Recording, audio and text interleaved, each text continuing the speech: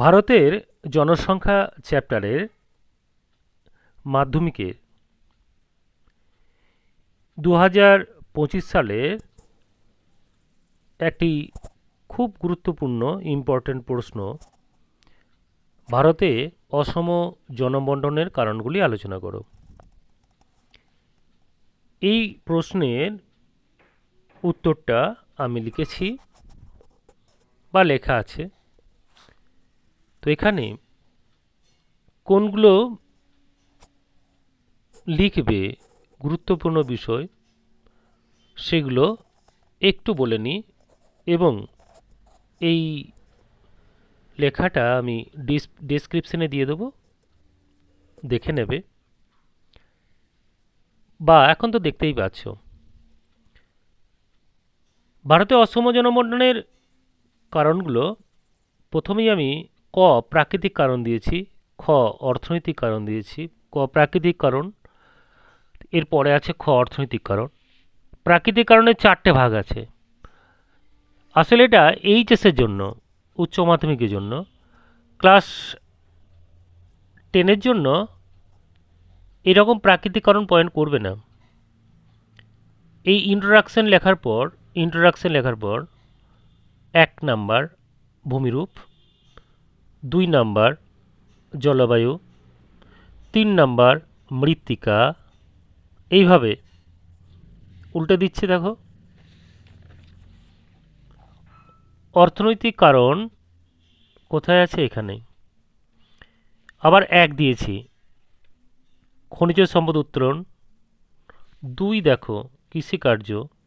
অর্থাৎ প্রাকৃতিক কারণ, অর্থনৈতিক কারণ এইভাবে লিখবে না। যদি এখান থেকে ধরো 2টো চয়েস করেছো কি 3টে চয়েস করেছো, ভূমিরূপ, জলবায়ু, মৃত্তিকা, তাহলে 1 2 3। 4 নাম্বারে ধরো তুমি চয়েস করলে কৃষিকার্য, শিল্পকেন্দ্র, তাহলে 4 5। কমপক্ষে এইরকম 5টা পয়েন্ট করবে, আর বেশি দিতেই পারো, কোনো অসুবিধা নেই, কিন্তু কমপক্ষে 5টা পয়েন্ট। এই 5টা পয়েন্টের মধ্যে কি থাকবে? ভূমিরূপ সম্বন্ধে কিছু বলা, তারপর উদাহরণটা কিন্তু দিতেই হবে। উদাহরণ না দিলে কমপ্লিট হবে না। তাহলে ভূমিরূপ সম্বন্ধে বলেছি যে পর্বত মালভূমি অঞ্চলে জনঘনত্ব কম, কেন কম? সমভূমি অঞ্চলে কেন বেশি? জলবায়ুতে কোন জলবায়ুতে জনঘনত্ব বেশি, কোথায় কম? মৃত্তিকা কেমন হলে মৃত্তিকা সেখানে জনঘনত্ব বেশি, কোথায় জনঘনত্ব কম? ঠিক সেরকম জলের প্রাপ্যতা, এটা গৌণ পয়েন্ট। অরণ্যের অবস্থান, এটা গৌণ পয়েন্ট। খনিজ সম্পদ উত্তোলন, এটা অর্থনৈতিক কারণ। শুধু যদি খনিজ সম্পদ লেখো তাহলে প্রাকৃতিক, কিন্তু খনিজ সম্পদ উত্তোলন যখন হবে তখন সেটা অর্থনৈতিক কারণ। অর্থাৎ বইয়ের মধ্যে খনিজ সম্পদ যদি লেখা থাকে তাহলে দেখবে প্রাকৃতিকে আছে, খনিজ সম্পদ উত্তোলনে যদি থাকে তাহলে দেখবে অর্থনৈতিক কারণে। কৃষিকার্য, গাঙ্গেয় সমভূমি অঞ্চলে এই কারণে জনঘনত্ব বেশি, এটা লেখা আছে। অর্থাৎ এই উদাহরণটা খুব গুরুত্বপূর্ণ। তাহলে কৃষিকার্য গুরুত্বপূর্ণ পয়েন্ট, শিল্প গুরুত্বপূর্ণ পয়েন্ট, পরিবহন যোগাযোগ ব্যবস্থা দিতে পারো, না দিতে পারো। বন্দরের সান্নিধ্য গৌণ পয়েন্ট। সামাজিক কারণের মধ্যে শিক্ষাকেন্দ্র গুরুত্বপূর্ণ পয়েন্ট।